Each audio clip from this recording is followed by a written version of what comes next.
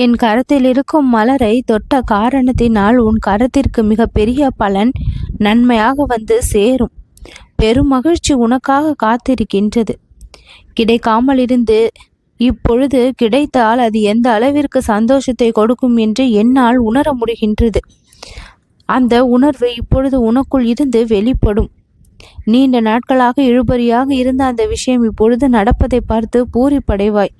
இதனால் வரை எதற்காக கிடைக்காமல் இருந்தது என்று கேட்டால் அதற்கு ஒரு மிகப்பெரிய காரணம் உண்டு.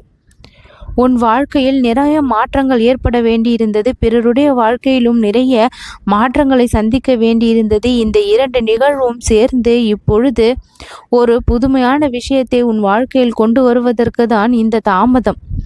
இப்பொழுது அது உன்னுடைய கரத்தை வந்து அடையும் சரியான தருணம் என்பதால் அது உன் வாழ்விற்கு பல நன்மைகளோடு வந்து சேரும்.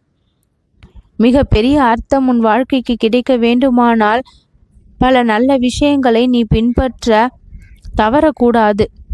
எப்பொழுதுமே ஒழுக்கத்தையும் நேர்மையையும் தர்மத்தையும் மனசாட்சிப்படி நடப்பதையும் பின்தொடர்ந்து கொண்டே இருக்க வேண்டும்.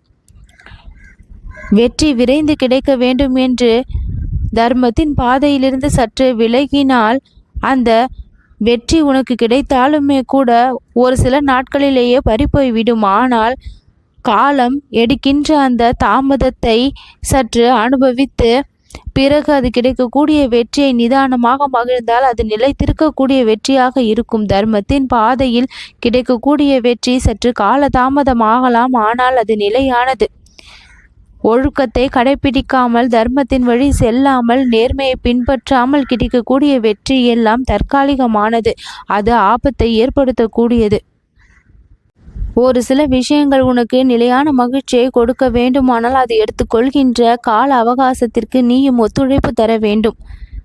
கிடைக்கும் பொழுது தானாக கிடைக்கும் என்கின்ற நம்பிக்கை உனக்குள் வர வேண்டும். அதுவரை நம்முடைய கடமைகளையும் பொறுப்புகளையும் நாம் சரிவர செய்வதற்கு என்னென்ன முயற்சிகளை எல்லாம் தொடர்ந்து செய்யலாம் என்கின்ற விஷயம், அதில் உன்னுடைய கவனம் உன்னுடைய வாழ்வின் மீதான ஈடுபாட்டை அதிகரிக்கும். எந்த ஒரு விஷயத்தை நாம் கவனத்தோடும் மகிழ்வோடும் உள்ள நிறைவோடும் செய்கின்றோமோ, முழு ஈடுபாட்டோடு செய்கின்றோமோ அதுதானே வெற்றியை பெறும். வேண்டா வெறுப்பாக சந்தேகத்தோடு நிகழுமா நிகழாதா என்ற ஐயத்தோடு நம் வாழ்விற்கு இது உதவுமா உதவாதா என்று சந்தேகத்தோடு செய்தால் அது நிலையான வெற்றியை பெறுவதில்லை. அந்த மகிழ்ச்சி தற்காலிகமான மகிழ்ச்சியாக முடிந்தும் விடுகின்றது. உன் மனம் படுகின்ற அவஸ்தை, அந்த அவஸ்தைக்கான காரணம் என்னவென்று அறிவதை காட்டிலும் உன்னுடைய சூழ்நிலையை நீ சந்தோஷமான சூழ்நிலையாக மாற்ற முயற்சி செய்.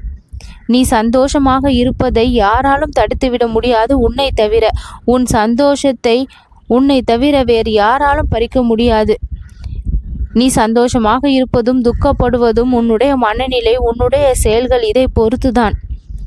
பிறருடைய செயல்களுக்கு நீ சந்தோஷத்தை இழக்கக்கூடிய அளவிற்கு பலவீனமாக நீ உன்னை வைத்து கொண்டால் அது உன்னுடைய தவறு. அவர்கள் அப்படி நடந்து கொள்வது அவர்களுடைய தவறு என்று நீ சொல்லிவிட முடியாது. உன் மனதை அது பாதிக்கக்கூடிய அளவிற்கு நீ பலவீனமாக ஏன் இருக்கின்றாய்? என் பிள்ளையாக தைரியமாக இரு. உன் வாழ்க்கை நிலை மாறும் என்ற நம்பிக்கையோடு இரு. நான் உன்னை காப்பாற்றுவேன் என்கின்ற தைரியம் உனக்குள் இருக்க வேண்டும். இந்த வாராகியை வணங்கிவிட்டாய். உன் கரத்திற்கு தேவையானது எந்த தாமதமுமின்றி இப்பொழுது கிடைத்துவிடும். நல்லது நடக்கும்.